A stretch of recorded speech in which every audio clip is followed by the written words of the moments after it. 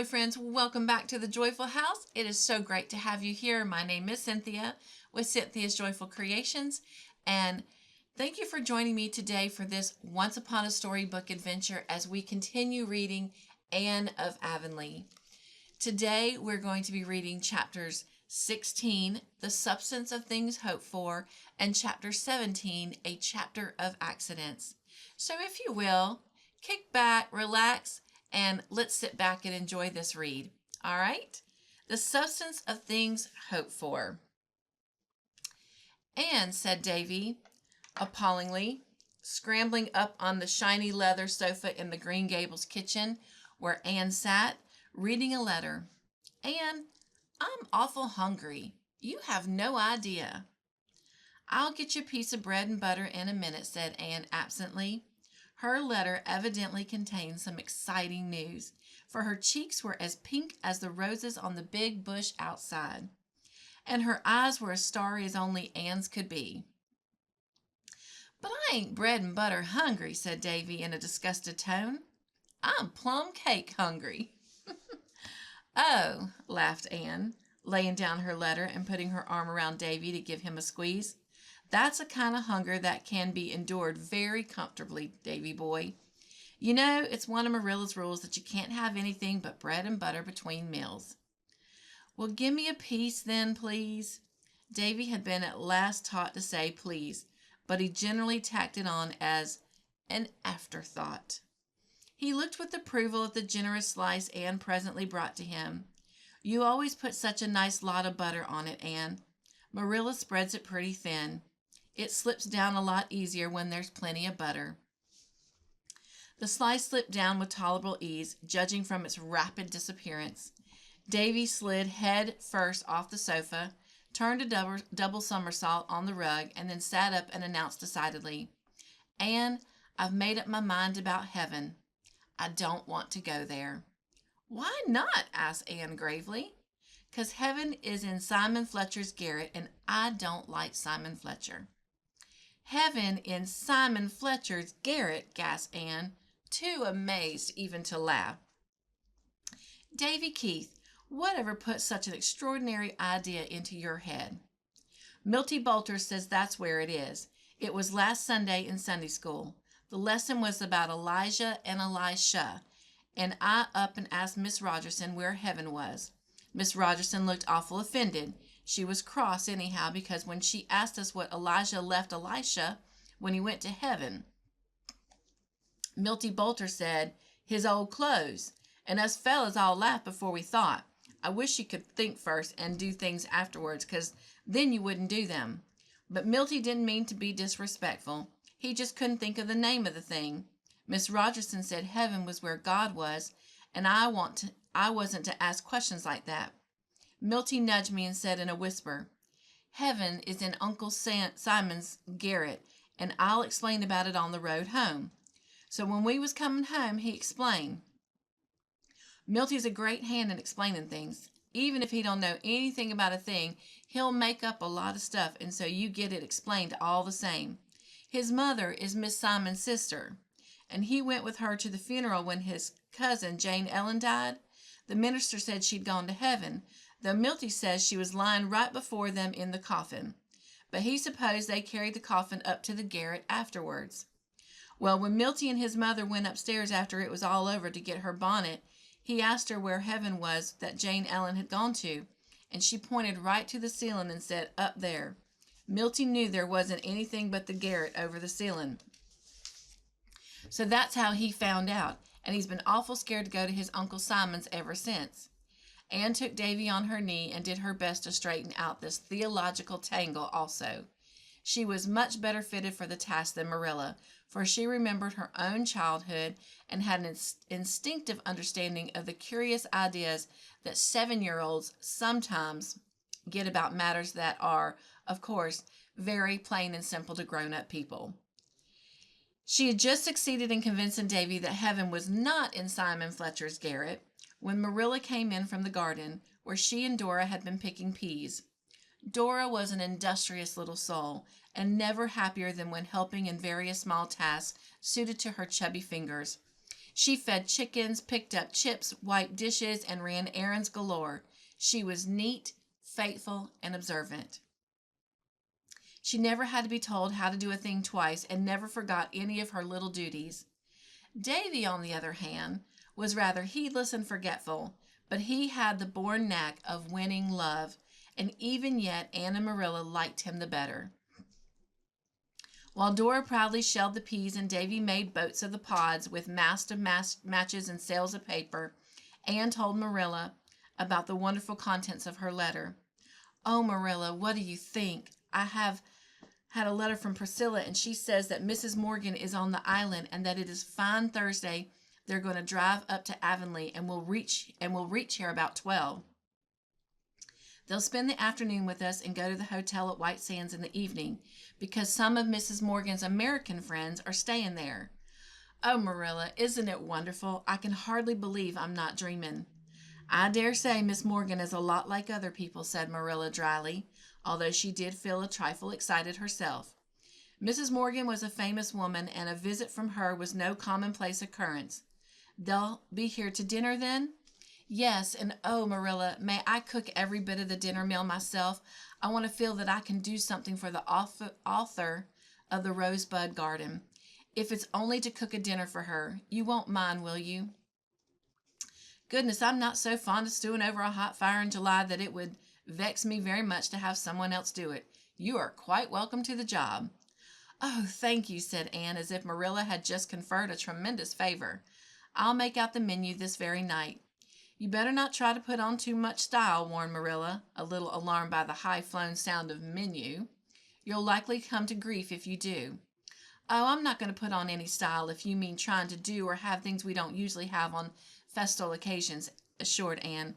"That would be affectation, and although I know I haven't as much sense and steadiness as a girl of 17 and a school teacher ought to have, I'm not so silly as that.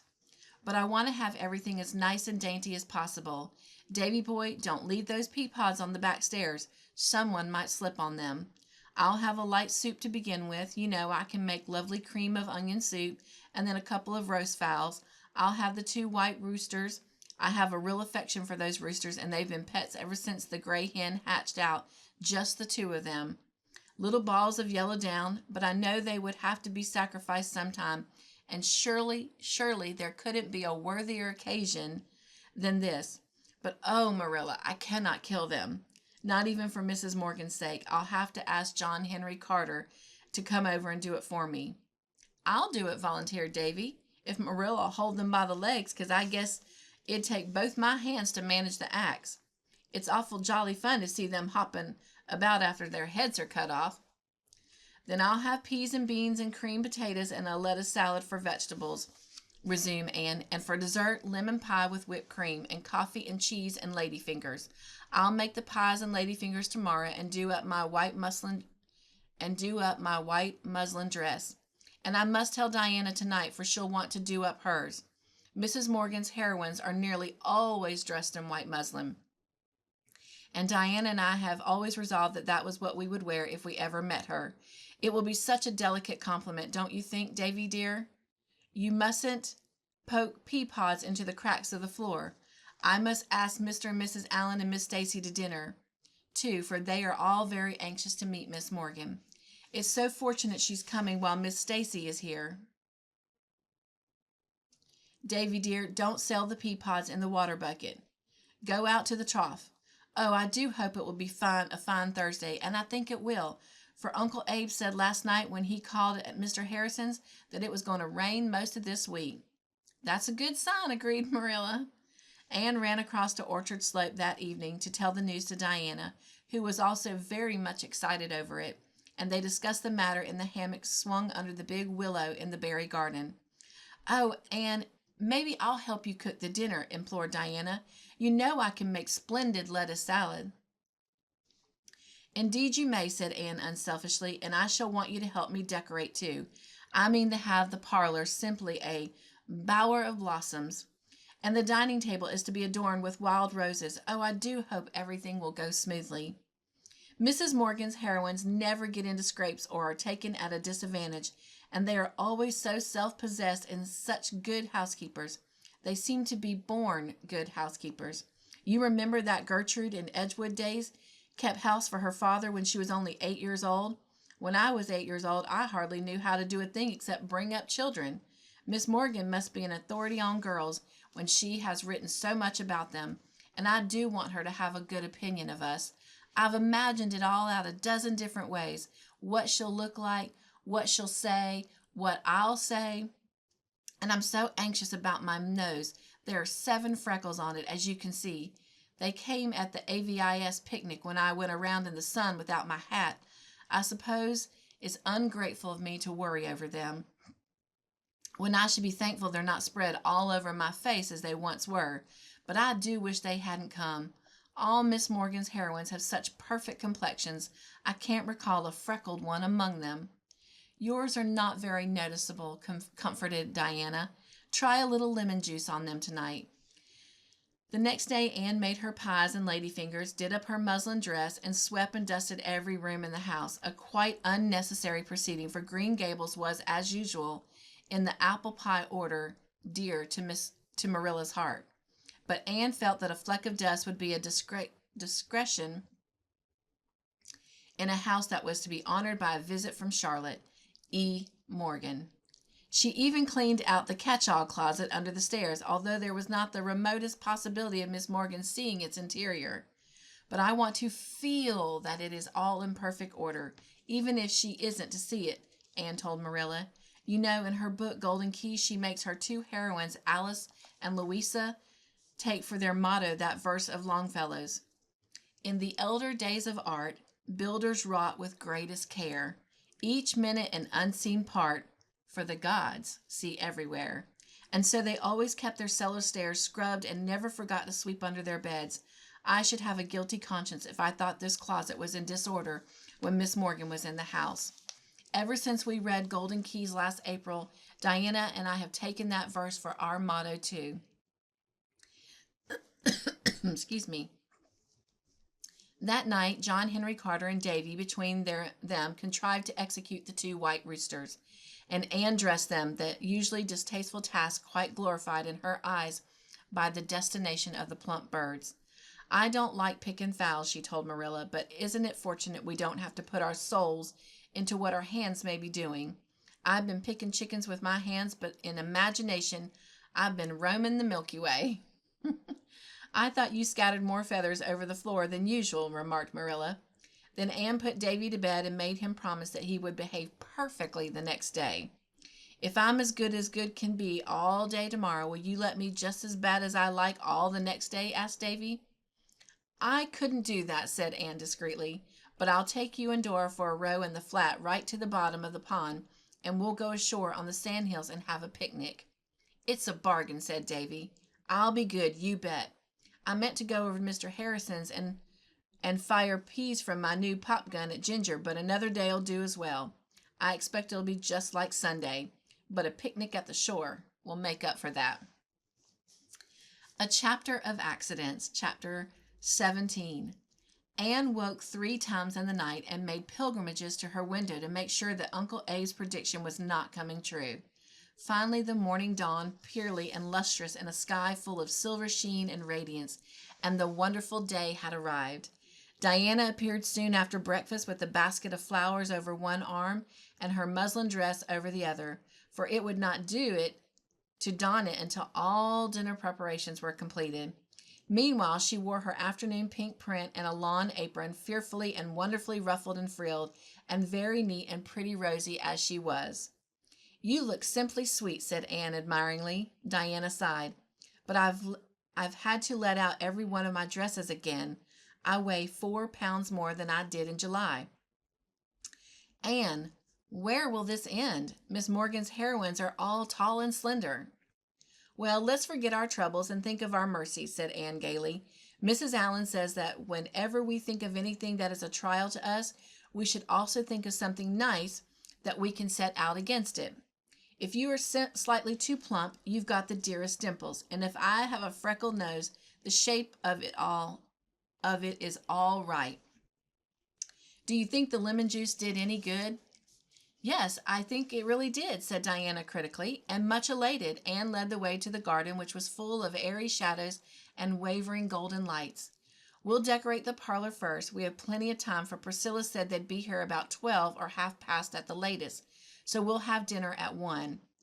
They may have been two happier and more excited girls somewhere in Canada or the United States at that moment, but I doubt it. Every snip of the scissors as Rose and Peony and Bluebell fell seemed to chirp, "Miss Morgan is coming today." Anne wondered how Mr. Harrison could go on placidly mowing hay in the field across the lane, just as if nothing was going to happen. The parlor at Green Gables was a rather severe and gloomy apartment with rigid horsehair furniture and stiff lace curtains and white adamascars that were always laid out at a perfectly correct angle, except at such times as they clung to unfortunate people's bottoms. Even Anne had never been able to infuse much grace into it, for Marilla would not permit any alterations. But it is wonderful what flowers can accomplish if you give them a fair chance. When Anne and Diana finished with the room, you could not have recognized it. A great blue bowl full of snowballs overflowed on the polished table. The shining black mantelpiece was heaped with roses and ferns. Every shelf of the whatnot held a sheaf of bluebells. The dark corners on either side of the grate were lighted up with jars full of glowing crimson peonies, and the grate itself was aflame with yellow poppies. All this splendor and color, mingled with the sunshine falling through the honeysuckle vines at the windows in a leafy riot of dancing shadows over walls and floor, made the usual dismal little room the veritable bower of Anne's imagination, and even extorted a tribute of admiration from Marilla, who came in to criticize and remained to praise. "Now we must set the table," said Anne in the tone of a priestess about to perform some sacred rite in honor of a divinity. "We'll have a big vase full of wild roses in the center, and one single rose in front of everybody's plate, and a special bouquet of rosebuds only by Mrs. Morgan's, an allusion to the rosebud garden, you know." The table was set in the sitting room with Marilla's finest linen and the best china, glass and silver. You may be perfectly certain that every article placed on it was polished or scoured to the highest possible perfection of gloss and glitter. Then the girls tripped out to the kitchen, which was filled with appetizing odors emanating from the oven where the chickens were already sizzling splendidly. Anne prepared the potatoes, and Diana got the peas and beans ready. Then, while Diana shut herself into the pantry to compound the lettuce salad, Anne, whose cheeks were already beginning to glow crimson, as much with excitement as from the heat of the fire, prepared the bread sauce for the chickens, minced her onions for the soup, and finally whipped the cream for her lemon pies. And what about Davy all this time? Was he redeeming his promise to be good? He was indeed. To be sure, he insisted on remaining in the kitchen, for his curiosity wanted to see all that went on.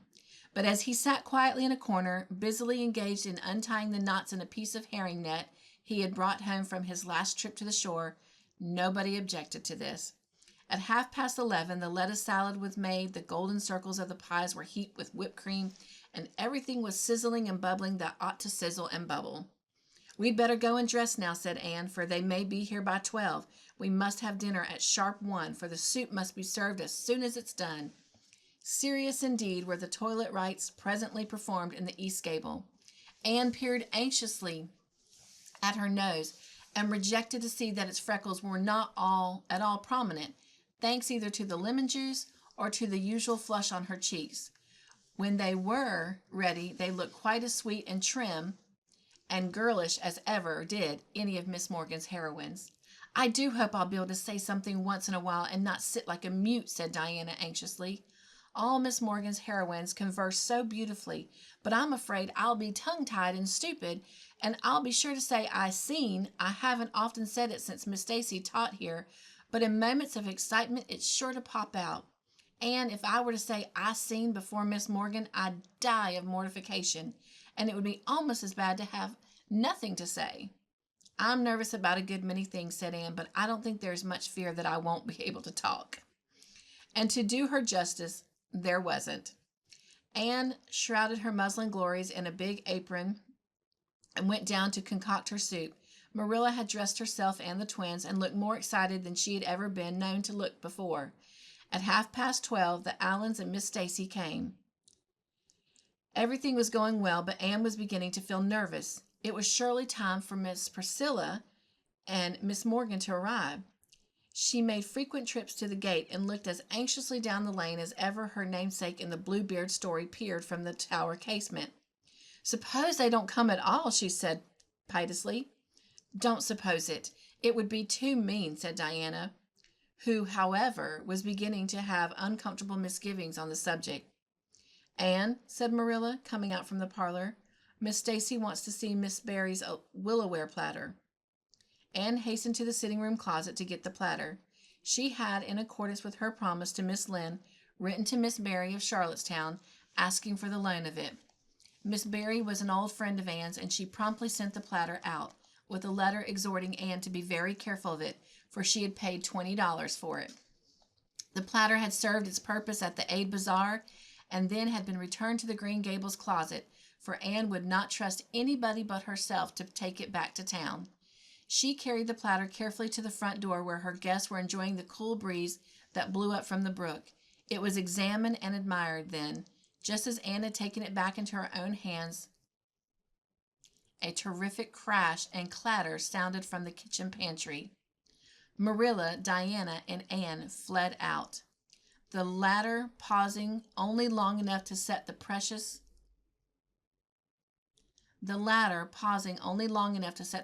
platter hastily down on the second step of the stairs. When they reached the pantry, a truly harrowing spectacle met their eyes.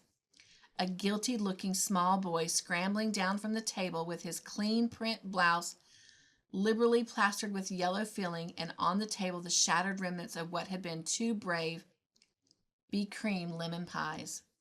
Davy had finished raveling out his herring net and had wound the twine into a ball. Then he had gone into the pantry to put it up on the shelf above the table, where he'd already kept a score or so of similar balls, which so far could be discovered served no useful purpose save to yield the joy of possession. Davy had to climb on the table and reach over to the shelf at a dangerous angle, something he had been forbidden by Marilla to do, and as he'd come to grief once before in the experiment. The result in this instance was disastrous. Davy slipped and came sprawling squarely down on the lemon pies. His clean blouse was ruined for that time, and the pies for all time. It is, however, an ill wind that blows nobody good, and the pig was eventually the gainer by Davy's mischance. "Davy Keith," said Marilla, shaking him by the shoulder, "didn't I forbid you to climb up on that table again? Didn't I?" "I forgot," whimpered Davy. "You told me not to do such an awful lot of things that I can't remember them all." "Well, you march upstairs and stay there till after dinner. Perhaps you'll get them sorted out in your memory by that time." "No, Anne, never you mind interceding for him. I'm not punishing him because he spoiled your pies. That was an accident. I'm punishing him for his disobedience. Go, Davy, I say." "Ain't I to have any dinner?" wailed Davy. "You can come down after dinner is over and have yours in the kitchen." "Oh, all right," said Davy, somewhat comforted. "I know Anne'll have some nice bones for me, won't you, Anne? 'Cause you know I didn't mean to fall on the pies. Say, Anne, since they are spoiled, can I take some of the pieces upstairs with me?" "No, no lemon pie for you, Master Davy," said Marilla, pushing him toward the hall. "What shall we do for dessert?" asked Anne, looking regretfully at the wreck and ruin.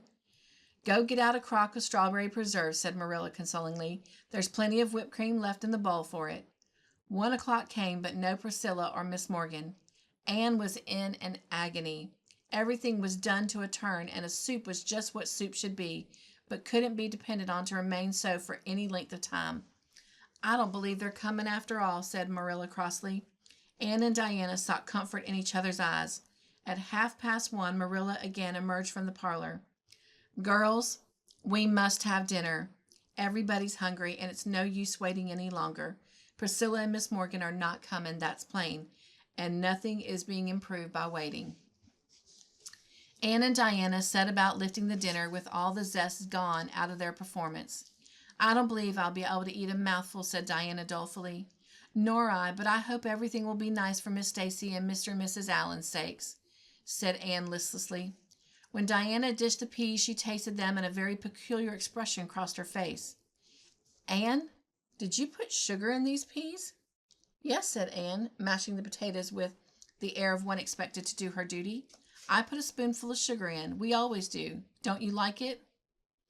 But I put a spoonful in too, when I set them on the stove, said Diana. Anne dropped her masher and tasted the peas also. Then she made a grimace. How awful! I never dreamed you'd put sugar in because I knew your mother never does. I happened to think of it for a wonder. I'm always forgetting it, so I popped a spoonful in. It's a case of too many cooks, I guess, said Marilla, who had listened to this dialogue with a rather guilty expression. I didn't think you'd remember about the sugar, Anne, for I'm perfectly certain you never did before. So I put in a spoonful. The guests in the parlor heard peal after peal of laughter from the kitchen, but they never knew what the fun was about. There was no green peas on the dinner table that day, however. Well, said Anne, sobering down again with a sigh of recollection, we have the salad anyhow, and I don't think anything has happened to the beans. Let's carry the things in and get it over. It cannot be said that the dinner was as notable success socially. The Allens and Miss Stacy exerted themselves to save the situation, and Marilla's customary placidity was not noticeably ruffled. But Anne and Diana, between their disappointment and their reaction from their excitement of the forenoon, could neither talk nor eat. Anne tried heroically to bear her part in the conversation for the sake of her guests, but all the sparkle had been quenched in her for the time being, and in spite of her love for the Allens and Miss Stacy, she couldn't help thinking how nice it would be when everybody had gone home and she could bury her weariness and disappointment in the pillows of the east gable. There is an old proverb that really seems at times to be inspired. It never rains, but it pours. The measure of that day's tribulations was not yet full. Just as Mr. Allen had finished returning thanks, there arose a strange, ominous sound on the stairs, as of some hard, heavy object bounding from step to step, finishing up with a grand smash at the bottom. Everybody ran out to the hall. Anne gave a shriek of dismay. At the bottom of the stairs lay a big pink conch shell amid the fragments of what had been Miss Barry's platter. And at the top of the stairs knelt a terrified Davy, gazing down with wide-open eyes at the havoc. Davy, said Marilla ominously, did you throw that conch down on purpose? No, I never did, whimpered Davy. I was just kneeling here, quiet as quiet, to watch you folks through the banisters, and my foot struck that old thing and pushed it off, and I'm awful hungry, and I do wish you'd lick a fella and have done with it instead of always sending him upstairs to miss all the fun. Don't blame Davy, said Anne, gathering up the fragments with trembling fingers. It was my fault. I set that platter there and forgot all about it. I am properly punished for my carelessness, but oh, what will Miss Barry say? Well, you know she only bought it, so it isn't the same as if it was an heirloom, said Diana, trying to console. The guests went away soon after, feeling that it was the most tactful thing to do. And Anne and Diana washed the dishes, talking less than they had ever been known to do before. Then Diana went home with a headache, and Anne went with another to the east gable, where she stayed until Marilla came home from the post office at sunset with the letter from Priscilla, written the day before. Miss Morgan had sprained her ankle so severely that she would not leave her room. And oh, Anne dear, wrote Priscilla, I'm so sorry, but I'm afraid we won't get up to Green Gables at all now. And by the time Auntie's ankle is well, she will have to go back to Toronto. She has to be there by a certain date. Well, sighed Anne, laying the letter down on the red sandstone step of the back porch where she was sitting while the twilight rained down out of a dappled sky. I always thought it was too good to be true that Miss Morgan would really come. But there, that speech sounds as pessimistic as Miss Eliza Andrews, and I'm ashamed of making it. After all, it was not too good to be true. Things just as good and far better are coming true for me. Coming true for me all the time. And I suppose the events of today have a funny side too. Perhaps when Diana and I are old and gray, we shall be able to laugh over them. But I feel that I can't expect to do it,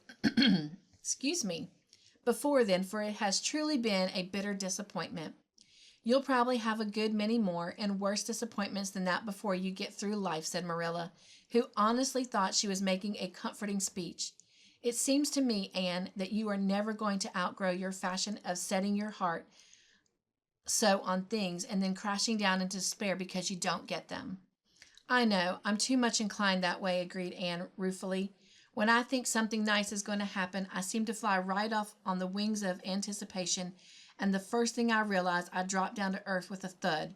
But really, Marilla, the flying part is glorious as long as it lasts. It's like soaring through a sunset. I think it almost pays for the thud. Well, maybe it does, admitted Marilla. I'd rather walk calmly along and do without both flying and thud. But everybody has their own way of living. I used to think there was only one right way, but since I've had you and the twins to bring up, I don't feel so sure of it. What are you going to do about Miss Barry's platter? Pay her back the $20 she paid for it, I suppose. I'm so thankful it wasn't a cherished heirloom because that no money could replace. Maybe you could find one like it somewhere and buy it for her. I'm afraid not. Platters as old as that are very scarce. Miss Lynde couldn't find one anywhere for the supper. I only wish I could, for of course Miss Barry would just as soon have one platter as another, if both were equally old and genuine. Marilla looked at that big star over Mr. Harrison's maple grove with all that holy hush of silvery sky about it. When one can see stars in skies like that, little disappointments and accidents can matter so much, can they? Where's Davy? Said Marilla with an indifferent glance at the star. In bed. I promised to take him and Dora to the shore for a picnic tomorrow. Of course, the original agreement was that he must be good, but he tried to be good, and I hadn't the heart to disappoint him. You'll drown yourself or the twins rowing about that pond in that flat, grumbled Marilla. I've lived here for 60 years, and I've never been on the pond yet. Well, it's never too late to mend, said Anne roguishly. Suppose you come with us tomorrow.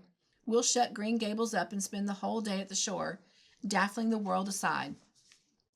No, thank you, said Marilla with indignant emphasis.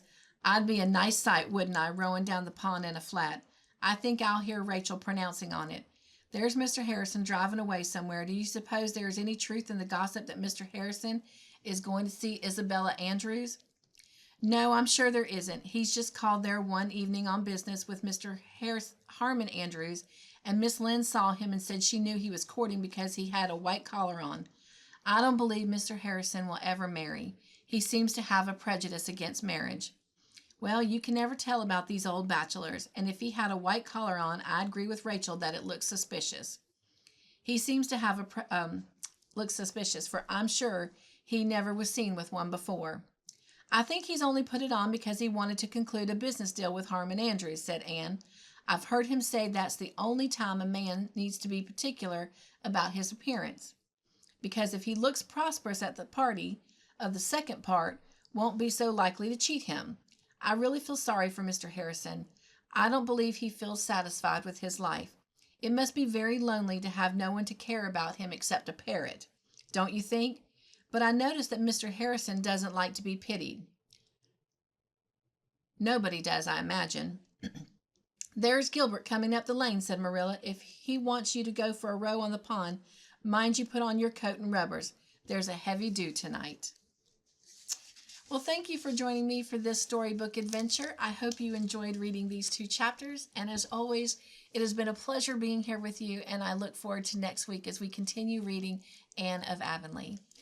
Until next time, be joyful, my friends. Stay crafty in your own way. Make your own joyful creations. And above everything else, remember, you are made of matter. Therefore, you matter. So go be your own exclamation.